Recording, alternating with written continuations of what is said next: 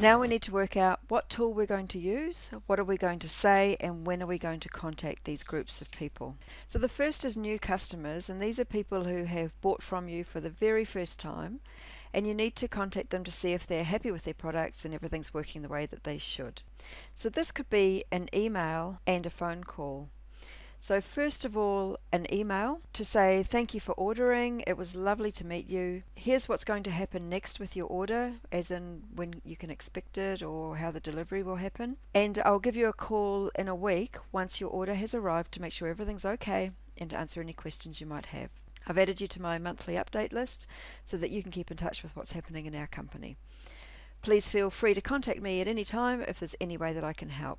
So that's a bit of an outline of what could be in the email. You'll make it sound friendly and engaging, and you should send that within 2 days of the party while they're still warm. And then after that, you need to give them a call once you know that they've received their products, and then you need to give them a call once you know that they've received their products. And the purpose of this call is not to get them to buy more or book a party or to join the business.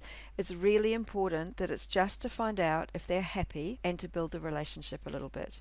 If they ask you about other products or about booking a party or about joining, then that's a completely different story.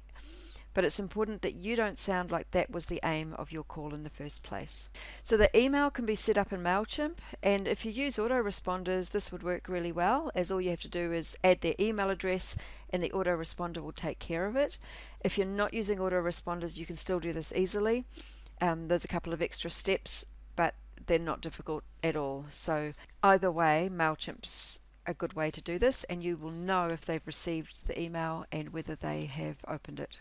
Another group that we mentioned was the hostess, and there are actually several things that you might choose to do with hostesses after the party. And the first is to thank them, regardless of what the outcome of the party was. They've put in an effort to organise the evening or the afternoon, and for that they do need to be thanked. You know, it took effort regardless of what happened. Whenever I've hosted a party in the past, I've always felt that it would be really nice to get a thank you the next day, rather than the consultant just leaves and then you don't hear from her again.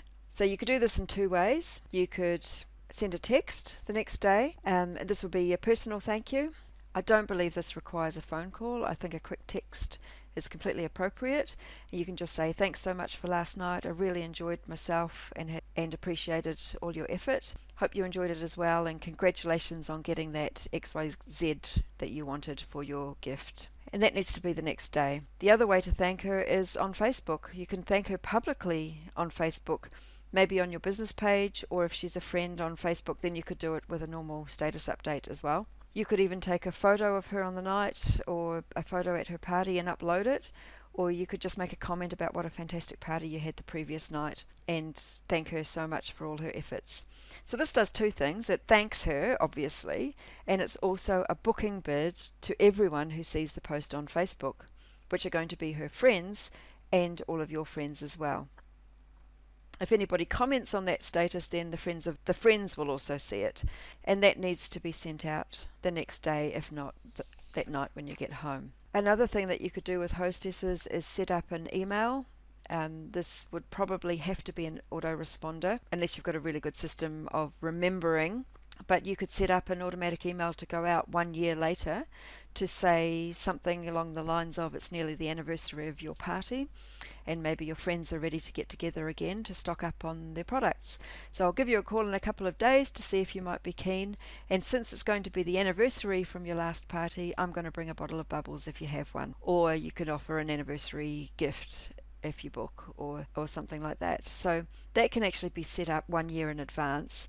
MailChimp will just send it out and it will let you know when it's done that, so that you know that you need to call her. And obviously you can set anything else up, 6 months away, whatever you want. So another group that we mentioned was the call me in 6 weeks people, and these are people who are at parties and they say, yes, I do want to have a party but not yet, please call me in 6 weeks time and I'll think about it then. So obviously they're going to need a phone call to see if they're ready to book. But when you call them, because it's at least 6 weeks since you last spoke to them, they might have forgotten that they even said that. And then you're going to be back in that awkward place that we're trying to avoid, of needing to try and remind them about who you are and why you're calling. So we don't want that.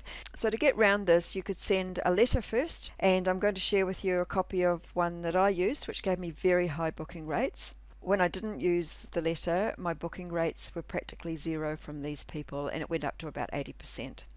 So a letter that's obviously going to be sent out 6 weeks later, because that's what they wanted. And then this is going to be followed up with a phone call, which will be 2 days after they received the letter. But the phone call won't be awkward. They're expecting your call, and very often they're already ready to book because they've already thought about the date.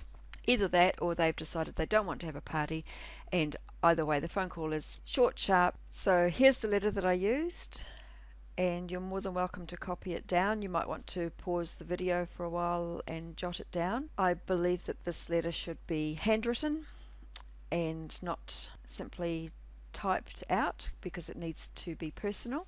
And we talk a lot more about this particular letter in the bookings course, so I'm not going to talk too much about it here, other than just to give it to you and tell you that this letter works fantastically. It's like magic. Obviously we need to be giving regular updates to our existing customers, and in the past these are the people that we felt like we need to call every 3 months and haven't been calling.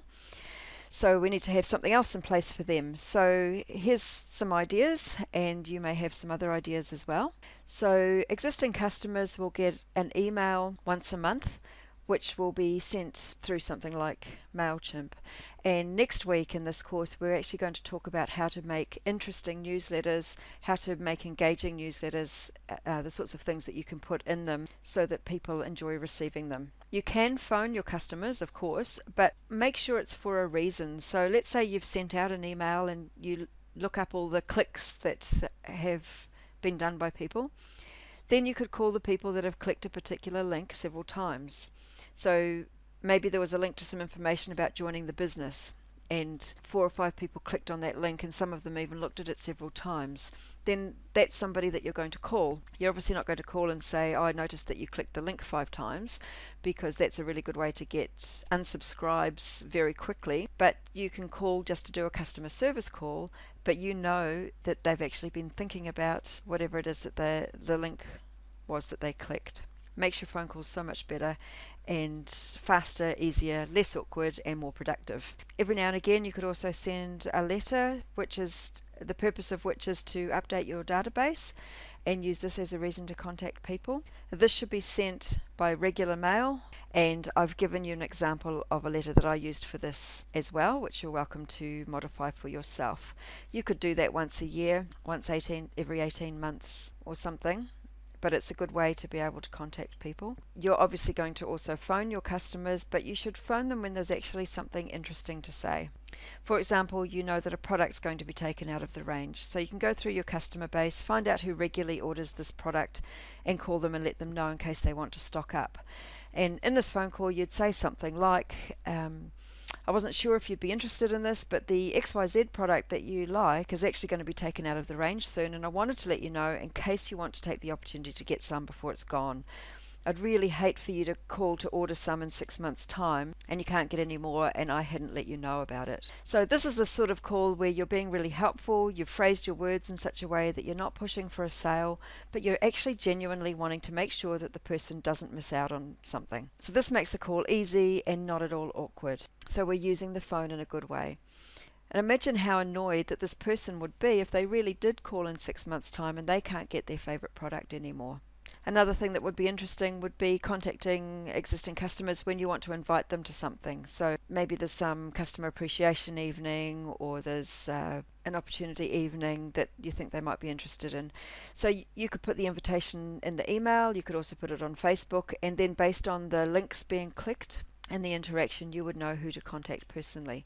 Just remember that if you are using a Facebook invitation, that you also need to send out a personal invitation with a private message. Otherwise, it's not a proper invitation. It falls into the category of info blast again.